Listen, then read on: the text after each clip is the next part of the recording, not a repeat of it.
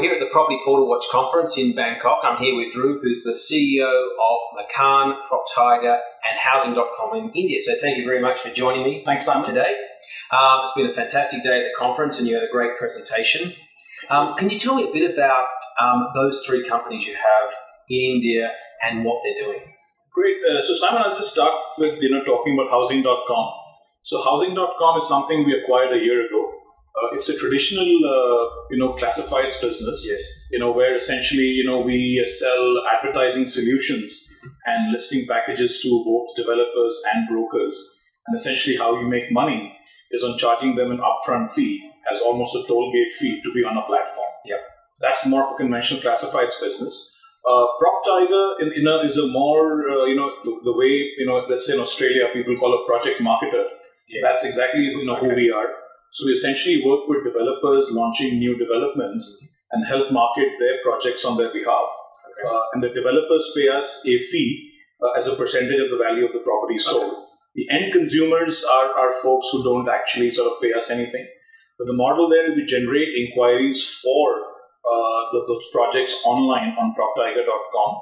And then through our own internal CRM, we pass on the inquiries to our own agents. Okay. And then they actually help to fulfill the transaction. These are agents who are employed by us on our rolls. And what sort of commission rate do you capture out of those? So typically on an average across the country, it's about 2.5%. Okay. And the average value of the property we sell is about $100,000. Okay.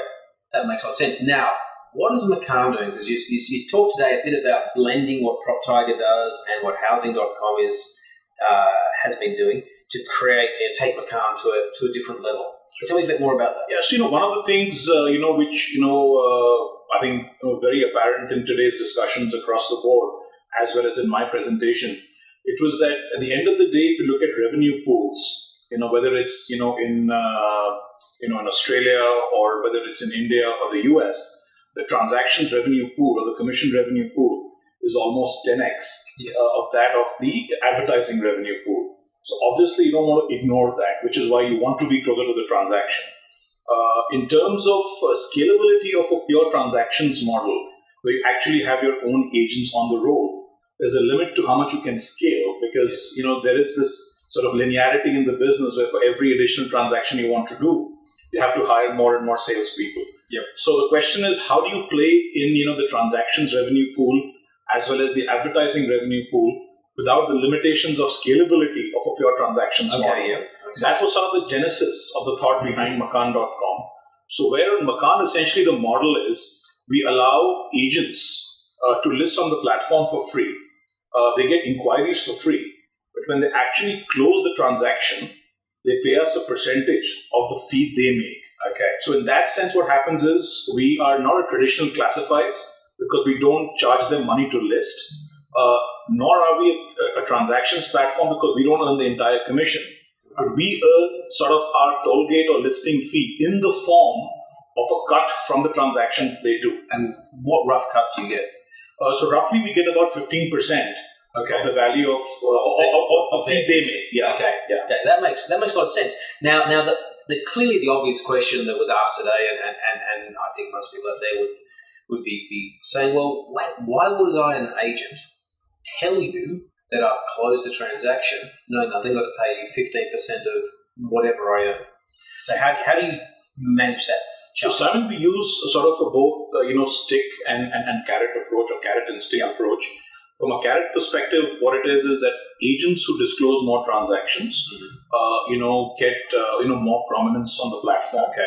In terms of their listing showing up, higher on the search pages. It's like a 5-star Uber driver. Right? Exactly. Yep. So higher the ratings, higher the disclosure rate, better the listings quality. All those are like sort of currency which get you more prominence on the platform. Okay.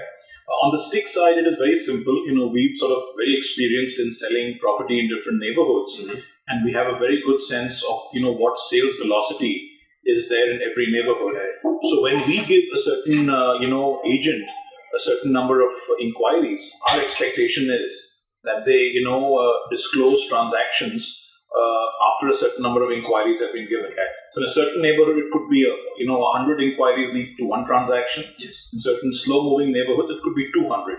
So if after those number of inquiries we don't have any disclosure, you sort of nudge the agent and say, hey, you disclose us. Yes. And if you don't, then, you probably will be demoted, in this large scheme of things and won't get listings. Makes sense. Or inquiries. Sorry. Fantastic. I like what you're doing. It sounds like a very interesting model and a way in which you can bring together the best of both housing.com and PropTiger to push Makaan forward and extract even greater value from the industry, which at the end of the day, we do run a business. Absolutely. So it makes a lot of sense. So congratulations, well done, and thank you for a great presentation today. Thanks, Simon. Appreciate it. Thank you very much. Yeah. Bye-bye. Bye-bye.